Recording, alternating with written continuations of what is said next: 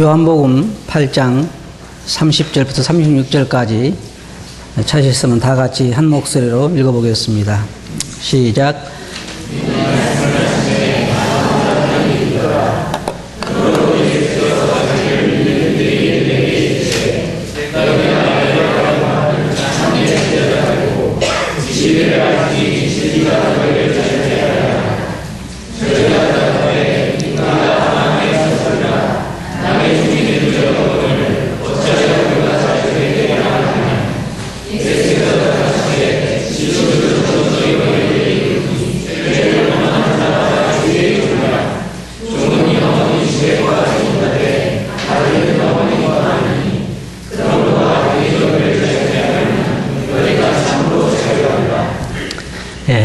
감사합니다.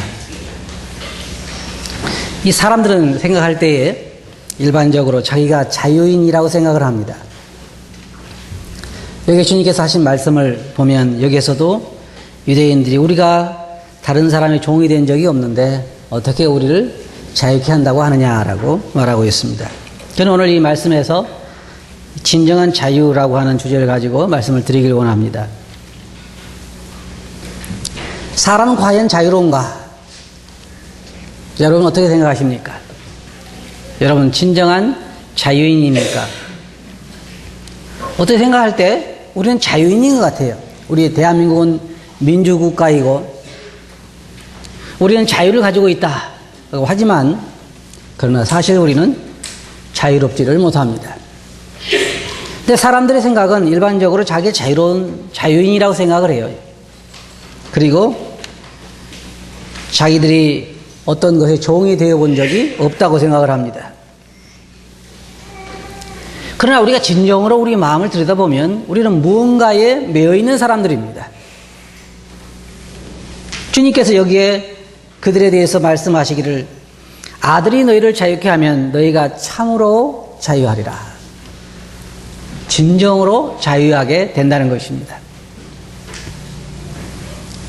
그런데 예를 들어서 여러분 길을 가시다가 어떤 사람을 만나가지고 당신이 내 말을 들으면 당신이 참으로 자유하리라 그렇게 얘기한다고 하면 그 사람이 뭐라고 하겠어요? 나는 종된 적도 없고 나는 자유인이다. 근데 당신이 나에게 뭘 자유하게 하겠느냐? 이처럼 사람들 생각할 때 자기는 자유인이라고 생각하지만 그러나 우리는 성경에서 보면 진정으로 자유인이 아니라는 것입니다. 주님께서 마태복음 11장 28절에 보면 거기에도 수고하고 무거운 짐진 자들아 다 내게로 오라. 내가 너희를 쉬게 하리라.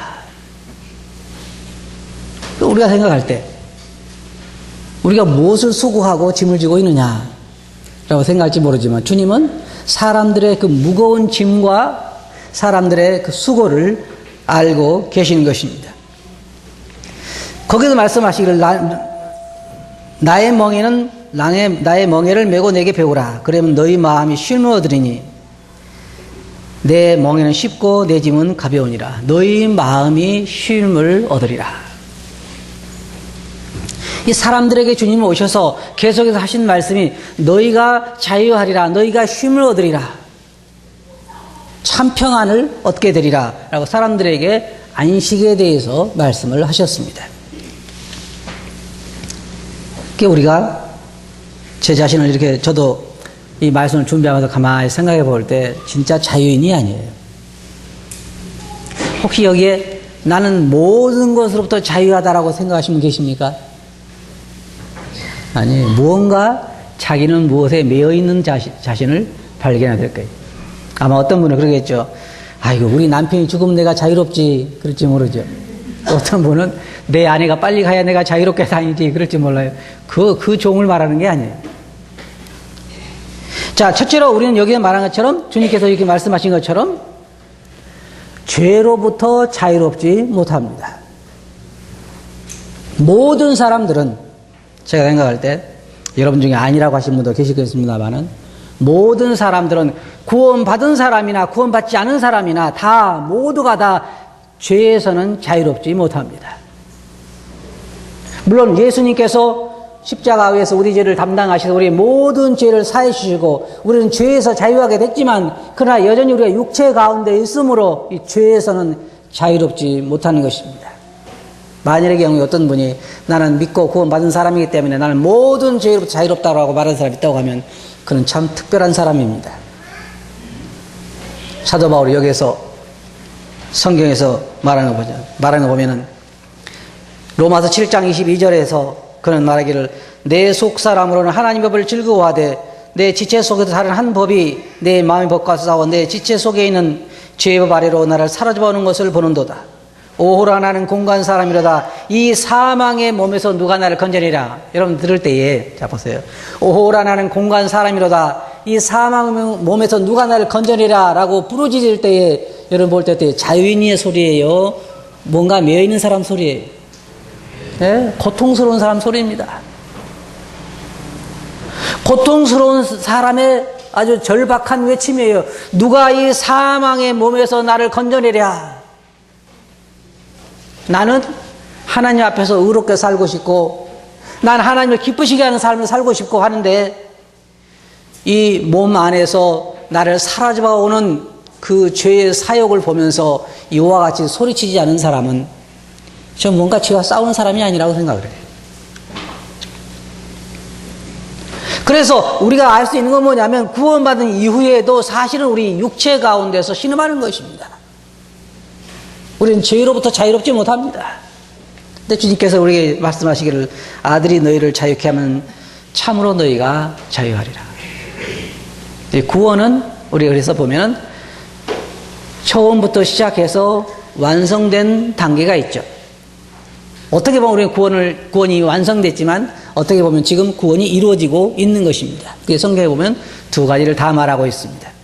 우리의 구원이 완성될 때는 언제냐? 우리가 새로운 몸을 입고 주님이 여기 약속하신 것처럼 우리가 참으로 모든 것에서 자유롭게 될 때 우리는 진정으로 구원받았다 그렇게 말할 수가 있습니다. 우리는 사단으로부터도 자유롭지 못합니다. 사단은 끝없이 우리를 송사하고 우리 마음 안에서도 우리를 정죄하고 우리를 사로잡아 오는 것을 볼 수가 있습니다. 여러분 마음속에 사단은 여러분의 양심을 통해서 뭐라고 얘기합니까? 계속해서 하나님 앞에 여러분 같은 사람은 하나님을 섬길 수 없다고 송사하지 않습니까? 자유롭지 못해요. 사단의 모든 송사와 사단의 공격과 사단의 저주로부터도 우리는 그렇게 편안함을 가질 수가 없습니다. 왜 그럴까요? 물론 사단에게서 놓였습니다. 사단의 권세에서 주께서 우리를 해방하시고 우리를 구속해 주셨지만 우리가 여전히 육체 가운데 있으면서 우리는 사단의 그 영향으로부터 자유롭지 못하다고 하는 것입니다. 우리는 또한 특별히 우리 안에는 육체의 이 정욕으로부터도 자유롭지 못합니다. 혹시 여기에 여러분 안에 거하고 있는 육체의 모든 정욕으로부터 자유로우신 분 한번 손들어 보세요. 제가 좀 찾아가다 배우고 싶어요. 어떤 분입니까? 부러운 분 한번 손들어 보세요. 좋은 물건을 보면 내게 살 돈이 없는데도 어떤 생각이 들어요? 갖고 싶어요. 왜 내 마음속에 그렇게 많은 욕심덩어리가 있는지 그리스도인들은 다른 사람이 가지고 있는 모든 욕심덩어리 외에 또 하나 더 가지고 있다 그러죠. 한번 생각해 보세요. 그리스도인들이 욕심덩어리가 더 많아요? 불신자들이 더 많아요? 잘 모르세요? 제가 생각할 때는 그리스도인들이 하나 더 있어요. 안 믿는 사람들은 그렇지 않지만 믿는 사람들은 더 욕심덩어리 더 하나 가지고 있잖아요. 뭐 제가 뭐라고 얘기하면 다 알 거예요. 우리 안에 있는 이 육체의 정욕으로부터도 우리는 자유롭지 못합니다. 그래서 사도 바울이 그랬잖아요. 탄식하면서 몸의 구속을 기다린다 그랬습니다. 탄식하면서. 저는 어떨 때요 그래요. 물론 사람 차이는 있어요. 제가 생각할 때 아직 제가 잘 모르지만 제가 생각할 때는 사람들마다 차이는 약간씩 있으리라고 생각을 해요. 그래서 어떤 사람은 저는 그런 생각하거든요. 특별히 목회를 하면서 어머니 뱃속에서 태어날 때부터 진짜 성질도 진짜 좋고 성격이 너무너무 좋고 그리고 전혀 시기심도 없고 전혀 욕심도 없고 그렇게 태어났으면 얼마나 좋을까. 그렇게 태어난 사람이 있을까요? 그런 사람 없어요. 물론 애기들 키우다 보면 애기 때부터 성질이 고약한 애들이 있어요. 그렇죠? 안 그래요? 예, 어떤 애들은 그냥 젖만 먹으면 잘 자는 애들이 있는가 하면 죽으라고 부모 고생시키는 애들도 있잖아요. 예. 어떤 사람은 그렇다 그래 애기를 던져버리고 싶은 생각도 있다 그래. 하도 성격이 까다로워가지고 그냥 전부 먹고도 안 자니까. 그러나 어머니 뱃속에 태어날 때부터 물론 기질적으로 조금 좋은 성격이 있을 수는 있지만 그러나 그 성격 안에도 여전히 육체의 정욕은 존재하게 되는 것입니다. 똑같이 욕심이 있고 똑같이 악한 마음이 있고 죄악이 그 안에서 역사한다 그 말입니다. 우리는 자유롭지 못해요. 또 우리는 죽음으로부터 자유롭지 못합니다. 사람들이 두려워합니다. 예수님 믿는다고 해도 믿는 사람들도 보면 죽음을 두려워해. 사람마다 좀 틀리긴 하지만 그리스도인들도 의사로부터 암 선고를 받고 나면 얼굴이 그렇게 밝지 않습니다. 왜냐하면 모든 사람이 근본적으로 우리 안에 죽음을 두려워하는 마음이 있습니다. 믿는 사람도 있고 안 믿는 사람도 있어요. 그러나 우리가 하늘나라의 소망 때문에 그것이 좀 적은 사람이 있고 조금 더한 사람이 있고 덜한 사람이 있을 뿐이지 모두가 다 죽음을 좋아하는 건 아니에요. 사망을 우리는 그렇게 좋아하지 않습니다. 거기에 매여 있습니다. 그러나 우리가 앞으로는 사망에 대해서 크게 외칠 날이 올 것입니다. 사망에 너희 이기는 것이 무엇이냐, 너희 쏘는 것이 무엇이냐고 외칠 날이 오게 될 거예요. 그리고 우리는 모든 질병으로부터도 자유롭지 못합니다. 때때로는 감기 때문에 고생도 하고 때때로는 다른 어떤 질병 때문에 고생도 하고 우리는 이 땅에 살아가면서 어떻게 그렇게 질병이 많은지요. 참 이상해요. 사람이 어떤 질병이 하나 생기면 모든 세상에 있는 의학자들이 그 질병을 낫기 위해서 부단히 연구를 합니다. 돈 벌려고 연구하는지 낫게 해주려고 연구하는지 잘 모르지만 어떻든 열심히 연구를 해서 그 질병을 하나 극복했다고 그러면 어때요? 그 다음에 또 다른 질병이 생겨요. 요즘 광우병은 예방약도 없고 치료약도 없다고 그러대요. 그러잖아요. 병은 우리가 미처 현재 우리가 가지고 있는 질병에 대한 해결책을 갖기도 전에 새로운 병이 늘 새로 생겨나는 것입니다. 이 질병들에 자유롭지 못해요. 그리고 우리는 모든 육체의 연약함으로부터도 자유롭지 못합니다. 우리 몸이 말을 잘 듣지 않아요. 제가 소망하기는 죽을 때까지 저희 식구들을 잘 알아볼 수 있었으면 좋겠어요. 그런 사람 있다잖아요. 어느 날 자기 아들을 보고 뉘시오 그런다잖아요. 그러면 어때요? 벌써 정신이 온전치 못한 거예요. 근데 그런 징조들이 우리 가운데 가끔 나타나잖아요. 저도 오늘 아침에 올 때 시계를 잊어버리고 왔거든요. 여러분 어떨 때 어디 가가지고 내가 여기 왔을까 그런 생각 안 해봤어요? 네? 저도 어떨 때 그래요. 제가 아래층에서 공부를 하다가 위층 올라와가지고는 왜 왔는지는 모르겠어요. 네? 아니 저만 그런 것 같으네요. 여러분 안 그래요? 네, 그래. 젊은 선모가 벌써 그래? 심각하네요. 그러나 나이 50이 넘게 되면은 그럴 날이 이게 자꾸 생기잖아요. 내가 왜 여기 올라왔는가? 그리고 이제 내려가면 생각이 나요. 그렇죠? 그래서 우리 육체의 연약함으로부터도 자유롭지 못합니다. 나이가 들어가면서 육체 가운데서는 탄식하게 돼요. 피곤하고 힘들고 우리는 진정으로 자유인이 아닙니다. 그러나 주님께서 여기에 내가 너희를 자유케 하면 너희가 참으로 자유하리라 이 말은 이런 육체 가운데 자유를 말하는 것이 아닙니다. 진정한 자유 말입니다. 참다운 자유. 그것이 우리들에게 기다리고 있다는 것입니다.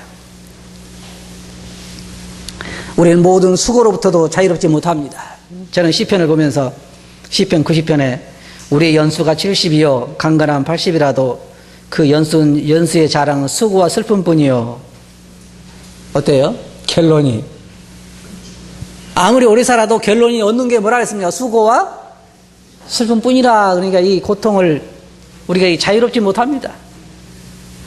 저도 우리 성도님들 한 분 한 분이 그 어려운 사업들을 하면서 고생을 보면서요, 마음이 안 좋고 주님 앞에 기도하게 되지만, 그러나 우리가 한 가지 확실한 건 뭐냐면, 우리가 이 땅을 떠날 때까지는 이 수고로부터도 자유롭지 못하다는 것입니다. 탄식 가운데 살아갑니다. 그런데 여기 보면 주님께서 이 자유에 대해서 한 가지 조건을 말씀하셨어요. 너희가 내 말에 거하면, 여기 본문 말씀 보면, 우리 알아야 할 것은 30절에 보면 이 말씀을 하시며 많은 사람이 믿더라. 그런데 31절에 그러므로 예수께서 자기를 믿는 유대인들에게 이르시되, 여기에 믿는 유대인들이라고 한 말은 그들이 구원받은 유대인들이 한 말이 아닙니다. 예수님께 하신 말씀을 받아들인 사람들, 지금 믿는 사람들은 아니고, 왜냐하면 그 다음에 나중에 말씀 보면 주님께 그들에게 마귀의 자식들이라고 이야기를 합니다. 그래서 여기에 보면 믿는 유대인들을, 구원받은 유대인들을 말하는 것이 아니라 예수님을 따라다닌 그 말씀을 받은 사람들에게 하신 말씀인데, 믿는 사람들이라는 말은 구원받은 자들이라고 한 말은 아닌 것입니다. 그래서 주님께 말씀하시기를 너희가 내 말에 거하면, 그렇게 말씀하신 것은 다른 말로 말하면 너희가 나를 믿으면 그런 말입니다. 또 내 말을 순종하면 그런 말이에요. 여기에서 예수님 말씀에 대해서 긍정적인 생각을 가지고 따르는 유대인들이 하신 말씀인데, 요한복음 8장 44절에 보면 거기 주님께서 너희는 너희 아비 마귀에게서 났으니 너희 아비의 욕심을 너희도 행하고자 하느니라, 그들에게 분명하게 마귀의 자식인 것을 말하고 있는데, 여기에 내 말에 거하면 라고 하는 말씀은 내 말을 믿으면 하는 말이에요. 다시 말해서 나를 신뢰하면 하는 말입니다. 그리고 또 내 말은 내로 살면 너희가 참 내 제자가 되리라 그랬습니다.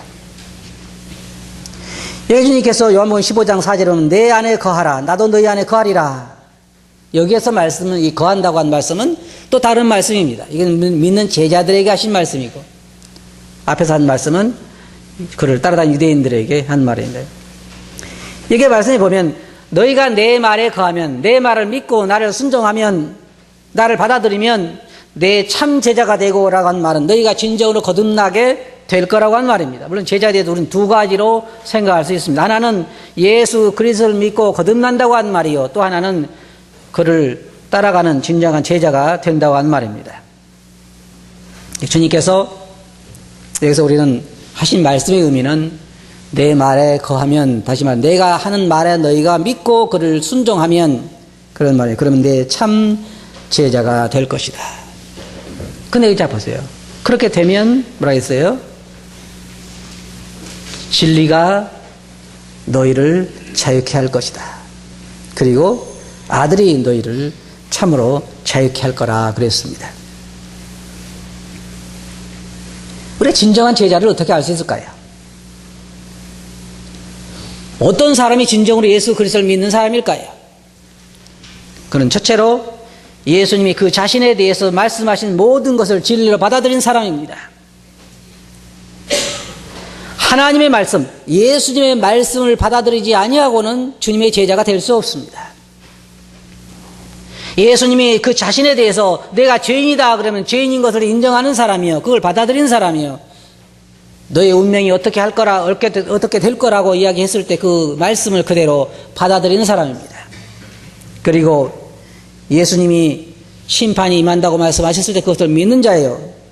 그리고 우리에 대해서 하신 모든 것에 대해서 주님이 하신 말씀을 받아들이는 사람을 우리는 진정한 제자라고 말할 수가 있습니다. 여기 보면 뭐라고 말하고 있습니까? 진리를 알지니 진리가 너희를 자유케 하리라. 또 아들이 너희를 자유케 하리라 그랬는데, 진리가 뭐냐면 우리는 여러 가지로 진리에 대해서 배우게 되는데, 가장 중요한 것은 예수님께서 내가 곧 길이요 진리요 생명이라 그랬습니다. 주님은 사마리아 여인에게도 메시아가 오시면 우리에게 모든 것을 말씀하시리다 그랬을 때에 내가 너와 말하는 그가 곧 그다, 내가 곧 메시아다 라고 말씀하신 것입니다. 예수님께서는 자신에 대해서 진리라고 말씀하시는데, 디모데전서 6장 4절에 보면 거기에 저는 교만하여 아무것도 알지 못하고 쭉 말하고 있으면서 나중에 진리에 대해서는 진리를 잃어버려. 진리를 알지 못하면 아무도 주님의 제자가 될 수가 없습니다. 여러분 잘 아신 것처럼 우리가 수없이 공부한 것처럼 이 세상에는 온통 거짓만 존재하고 있습니다. 진실은 많지 않아요. 진실은 하나님께서 하신 말씀만이 진리이고 예수님께서 우리에게 전해주신 말씀만이 진리이지 그 외에는 모두가 다 거짓 것입니다. 이 세상 사람들은 거의 99% 거짓에 의해서 삶을 살아갑니다. 주님께서 말씀하시기를 진리를 알지 진리만이 너희를 참으로 자유하게 할 수가 있다. 그렇게 말씀하신 것입니다. 디모데후서 3장 7절에 보면 항상 배우나 마침내 진리의 지식에 이를 수 없느니라. 여러분 생각해 보세요. 사람이 태어나서부터 뭘 접하기 시작하냐면 거짓을 접하기 시작합니다. 그리고 계속해서 학교나 친구나 이웃들로부터 사람들로부터 배우는 것은 거짓을 배우기 시작하는 것입니다. 그러니까 거짓에 의해서 살다가 거짓에 의해서 죽고 그 다음에 진실을 발견하게 되는데 진실이 어디예요? 지옥으로 가게 되어 있는 것입니다. 사람이 태어나서부터 어릴 때부터 진실을 알았더라면 누가 지옥으로 가겠습니까? 사람이 내가 지금 하고 있는 모든 것이 결국은 헛된 것이요 내 행복과는 상관이 없는 것을 알게 될 때 누가 그 일에 계속해서 자기 자신을 투자하겠습니까? 성경은 진실만을 말하고 있습니다. 그 진리가 우리를 자유하게 해준다는 것입니다. 예수님만이 우리를 자유하게 해줄 수가 있어요. 우리가 주님을 만나지 않았다고 하면 우리는 이 소망이 없게 될 것입니다. 생각해 보세요.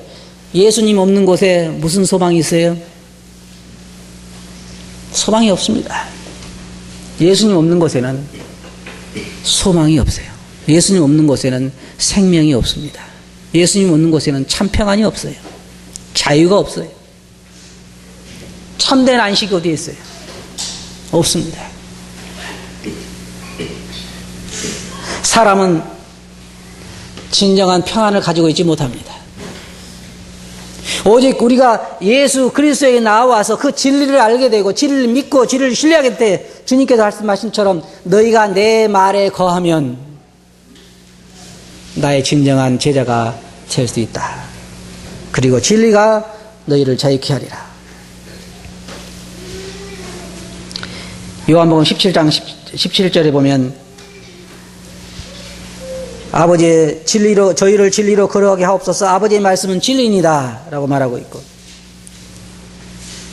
요한복음 14장 6절에서 예수께서 가라사대 내가 곧 길이요 진리요 생명이니 나를 말미암은 자는 아버지께 올 자가 없느니라 그랬습니다. 자 그러면 한번 생각해 봅시다. 우리가 무엇으로부터 우리를 자유하게 하신다는 것입니까? 무엇으로부터 우리를 자유하게 해요? 조금 전에 살펴본 것처럼 우리가 여기서 보는 것처럼 우리는 예수 그리스도로 말미암아 진정한 자유인이 될 수 있는데 첫째로 우리는 모든 죄로부터 자유하게 될 것입니다. 저는 참 감사한 것이요. 우리 하늘나라에 가게 되면요. 가장 기뻐해야 할 것은 우리가 모든 죄로부터 자유하게 된다는 것입니다. 그때 제 안에 있는 여러분을 향한 사랑은 순수한 사랑. 몇 프로 사랑이요? 몇 프로 순수해요? 지금은 몇 프로 정도 순수할 것 같아요? 안 보이죠? 안 보이는 게 얼마나 다행인지 몰라요. 제가 여러분에게 다가갈 때 여러분을 향한 제 사랑이 몇 프로라고 딱 나온다 그러면은 어떨 것 같아요? 그런 거 좀 붙여놨으면 좋겠어요. 이마에 지금 당신을 향한 사랑이 저 사람한테 몇 프로다. 지금은 우리가 서로를 속일 수 있지만 그리고요 제가 솔직히 말해서 여러분을 향한 제 아내를 향한 제 가족을 향한 사랑이 100% 순수하다고 말할 수가 없어요. 여러분 순수합니까? 여러분이 가장 가까운 사람이 누굽니까? 부부간이죠. 제가 부부간인 것 같아요. 어떤 사람 자식을 낳으면 그냥 부부간 사랑이 더 멀어져 자식 오면 더 가깝다 그러는데 그래도 부부간이 제일 사랑이 가까운 것 같아요. 그럼 부부간의 순수한 사랑은 몇 프로 순수할 것 같아요?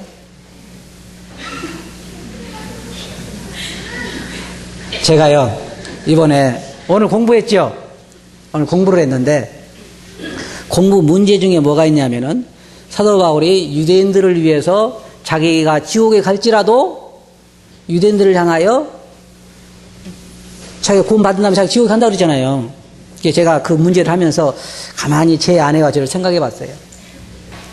만약에 내 아내가 물론 둘 다 지금 하늘에 가도 다행이지만 만약에 안 믿는 아니라고 할 때 내 아내가 하늘에 가게 해주고 너를 지옥에 보내면 어떨까 그랬을 때요.